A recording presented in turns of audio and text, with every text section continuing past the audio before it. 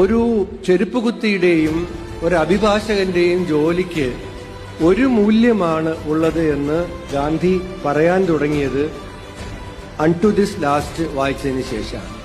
അപ്പം മഹാത്മാഗാന്ധി ഒരു പുസ്തകത്താൽ സ്വാധീനിക്കപ്പെട്ട് സർവോദയ എന്ന ആശയത്തിന് രൂപം നൽകിയെങ്കിൽ ഒരു പുസ്തകം നോക്കൂ, എത്രമേൽ ആളുകളിൽ സ്വാധീനം ചെലുത്താൻ കഴിയുന്നുണ്ട്. അദ്ദേഹത്തിന്റെ എന്റെ സത്യാന്വേഷണ പരീക്ഷണങ്ങൾ എന്ന പുസ്തകം എത്രയോ തലമുറകളെ സ്വാധീനിച്ചിട്ടുണ്ട്.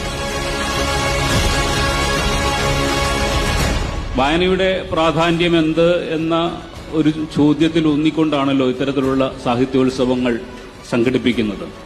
പൊതുവെ കേരളത്തിന്റെ ഒരു സാംസ്കാരിക പരിസരം പരിശോധിച്ചാൽ വായന വർദ്ധിച്ചു വരുന്നു എന്നുള്ളതാണ് യാഥാർത്ഥ്യം. പലപ്പോഴും വായന കുറയുന്നു എന്ന് നമ്മൾ വിലപിക്കുമ്പോൾ പോലും മൊത്തത്തിലുള്ള സാഹിത്യ അന്തരീക്ഷം നോക്കുമ്പോൾ വായനയോടുള്ള ആഭിമുഖ്യം കൂടുന്നു, പുസ്തകങ്ങളോടുള്ള ആഭിമുഖ്യം കൂടുന്നു, വായന പ്രധാനപ്പെട്ടതാണ് എന്ന് മനസ്സിലാക്കുന്നു. അങ്ങനെ മുന്നോട്ട് പോകുന്ന ഒരു അന്തരീക്ഷത്തിൽ നിങ്ങളിൽ ചിലർക്ക് മാത്രമായി അന്തരീക്ഷത്തിൽ നിന്ന് പിന്നോട്ട് മാറി നിൽക്കാൻ കഴിയില്ല എന്നുള്ളതാണ് യാഥാർത്ഥ്യം.